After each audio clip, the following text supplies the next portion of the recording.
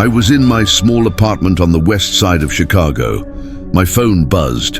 It was the Winthrop Building. I am the maintenance tech for that building. I fix lights, pumps, alarms, and the elevators. The security guard, Reggie, sounded uneasy. He said someone pressed the help button inside car 2. He heard a voice speak my name through the speaker, then the line went silent. I grabbed my tool belt and drove over. The Winthrop is an old Art Deco office tower on LaSalle, 12 floors, brass in the lobby, marble walls, a big directory with black letters. Reggie let me in. The air smelled like lemon polish and cold stone. First, I checked the complaint log. For a week, tenants had written the same thing. Car 2 and car 3 skip 7. They go from 6 to 8. The panel never shows 7. People feel a small stop and a breath of cold air. Doors stay shut. Then the car continues like nothing happened. Next, I tested it in the daytime way. I rode car 2 with Reggie watching on the camera. At 6, I pressed 8. The car hummed. The digital display jumped to 8. We never saw 7. But my body felt a short level, like the car touched a floor for half a second. The air under the doors felt cold. No chime, no open. Then we reached 8 and dinged like normal. After that, I told Reggie I wanted to try again, alone. He nodded. He knows I like quiet when I work on elevators. I put car 2 in independent mode with my key, so only I could control it. I took it to 6. I cleared the hall. I closed the doors. I pressed 8 and kept my finger near the door open button. Halfway up, the car shivered. The lights turned the color of weak tea. The old analog arrow over the door, the one we keep for style, trembled and pointed at 7. The doors stayed shut. I held the door open button down. At first, nothing. I pressed harder. The motors groaned. The doors moved a little. A stripe of cold air hit my face. I slid a yellow wedge into the door track to keep the gap open. I pushed again. The opening widened to a foot. What I saw through that gap did not belong to our building anymore. There was a hallway with green walls and a black stripe at waist height. The floor was little square tiles. A wooden door with frosted glass said "Claims" in gold letters. A ceiling fan turned slow. The smell was wax, cigarette smoke, and wet newspaper. I heard typewriter keys and a heavy bell somewhere far away. I went through the gap sideways, 1 foot after another. My hand stayed on the car frame. I did not trust what I was seeing. The hallway felt busy, but no one looked at me. A man in a brown tie walked by with files. He did not see me. He cast a shadow. My hand went through his sleeve like a hand through fog. Then a young woman stepped out of an office with a box in her arms. Dark hair, chain watch on her blouse, eyes red from smoke. She saw me. She stopped. "Are you maintenance?" she asked. "Yes," I said. "Come with me. The stairs may be blocked. The car can take you down." "The phone is dead," she said. The hall smelled like fire. "It comes and goes. Mr. Herrick told me to lock the files. I stayed late. Everyone else left." We walked toward the car. Heat pushed at our legs. Smoke rolled along the floor like a low tide. I held the door with my shoulder and the wedge. The door fought to close. The car lights jittered like a bad film. The air tasted like a hot penny. "Step in," I said. She moved fast. Her shoe touched the sill. The doors slammed as if something kicked them. I hit door open. Dead. I hit stop. The relay clicked, but the car still moved. We dropped. The arrow swung. The digital display glitched into a broken figure. The air went cold. The smoke smell faded. The car opened on our lobby. The marble looked clean. The plants looked fake, but new. There was no one in the car but me. At my feet sat the box of files. There were black toe marks on the sill, where the woman had stood for a second. I carried the box to the security desk. The top file said, "Herrick and Sons Insurance. Claims, January to March." The year stamp was 1957. The paper was heavy and dry. Reggie walked in with coffee and stared at the box. "Where did that come from?" he asked. "Found it," I said. "Lost and found." I went home when the sky began to lighten. I could not sleep. My hands shook. I kept seeing the green hall in my head. The next morning, I went back with a plan. First, I checked the controller in the machine room. 7 was locked out in software. The logs showed no stop at 7, no phantom calls. Everything looked clean. Next, I took the service stairs to the 7th floor landing.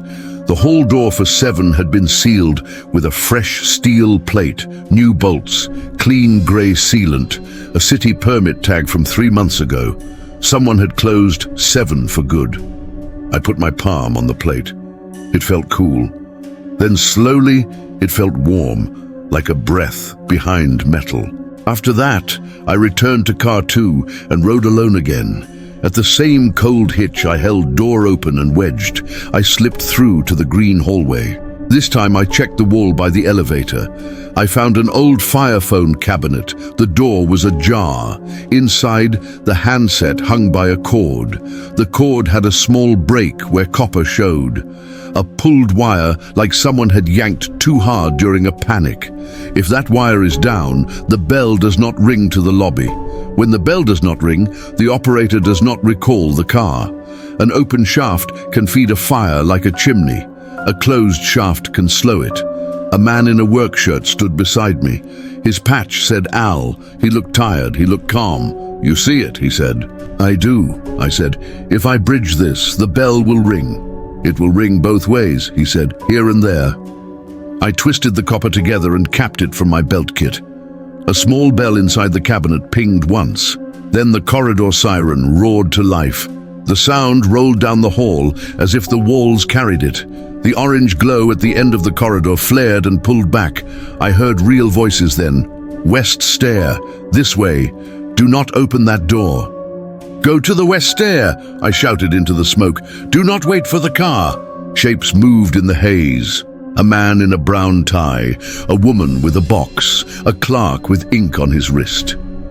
They turned away from the elevator. The wedge began to slip. The doors bit down. Sparks spat. I slid back into the car. The doors shut with a slam.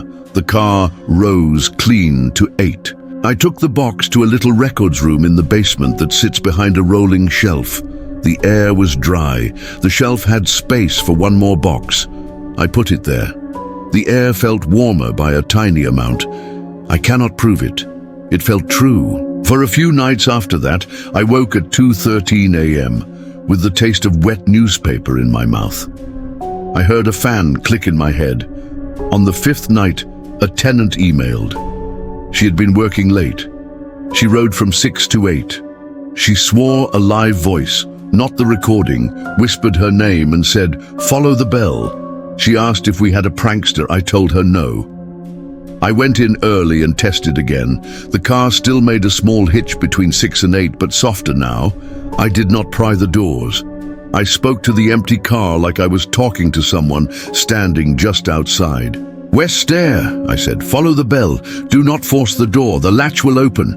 The speaker clicked once like it heard me. 2 days later, Reggie found a small paper envelope on his desk. Inside was a plain nickel ring. 2 letters were scratched on the inside, LV. When I touched it, the metal hummed against my skin. I put it back in the envelope and carried it to the box in the basement. I set the ring on top of the files. I thought it was over. I was wrong. 1 week later, I decided to seal the problem for good.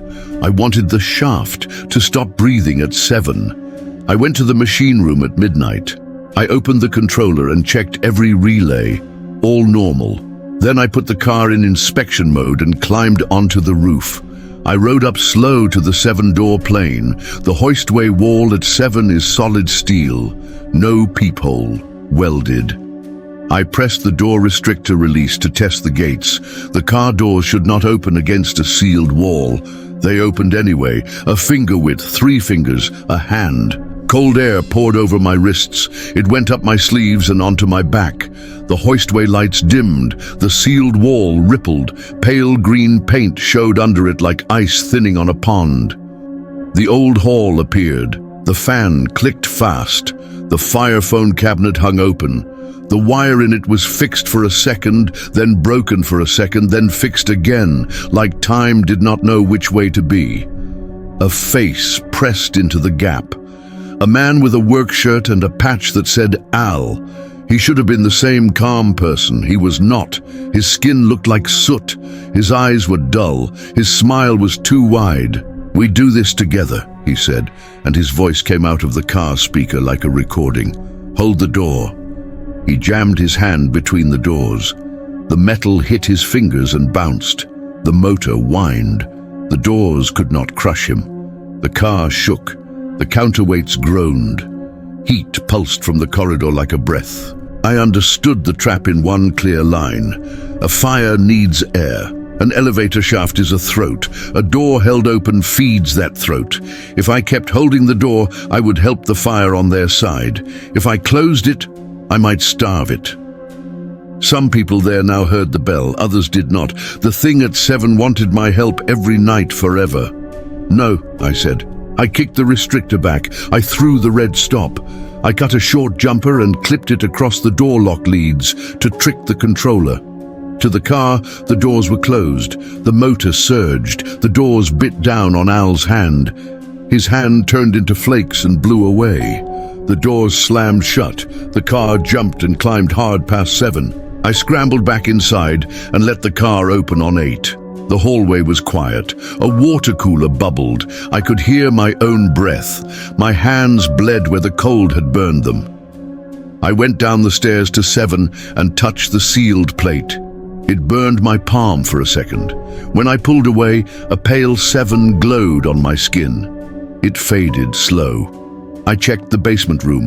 The ring was gone from the box. In its place sat a brass elevator key fob. It was stamped with a 7 and the word Winthrop. It was heavy and smooth like a coin worn by a thumb. On the back, scratched in shaky letters, were 2 words. "Back soon." I kept the fob. I did not know why. I told myself it was evidence. It felt more like a promise. For a month, I avoided car 2 after midnight. In the day, it worked fine. People joked that 7 was skipped like 13. I let them. They do not need my stories.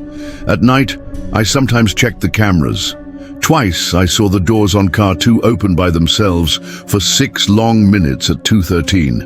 No one was inside. A tall, thin shadow stood across the threshold as if holding the door for a friend. Then the doors closed without a chime, and the car moved. The camera frame fuzzed. When it cleared, the car was empty and parked at 8. I tried one more fix. I shut power to car 2 for a full week to starve whatever game was playing. On the 3rd night, the lobby panel for car 2 lit anyway. Someone pressed the hall call from a floor that does not exist. The stainless steel around the button had a smear that looked like a burned finger. Now I keep it simple. I keep the cars honest. I check the door circuits twice. I keep my wedges clean. I do not hold doors between 6 and 8. When I am in the car alone, I speak one clear line into the empty space. Follow the bell, west stair. Do not force the door. Sometimes the speaker clicks back like an answer. Last week, a tenant dropped a note at the desk. She found a chain watch on the 7th step of the west stairwell. Old brass, still ticking, no dust on it. I put it in the box with the files. I locked the room. I stood there with the key in my hand and felt the building breathe around me like a sleeping animal. People think elevators only lift you. That is not true. They also decide who waits and who moves. They remember the hands that help them feed. The Winthrop remembers names. It said mine through the speaker at 2:11 a.m., and I came. If you ride car 2 at night and feel a short stop between 6 and 8, do not panic. Do not press door open. If you hear a bell, follow it. If you hear a voice that sounds a little like mine, listen to what it says, not to how it sounds. And if you ever see the doors open onto a hall with green paint and a black stripe, and you smell wax and wet newspaper, step back into the car and keep your hands at your sides. The thing that lives between our floors knows how to make you helpful. It only needs a little air. It only needs you to hold the door.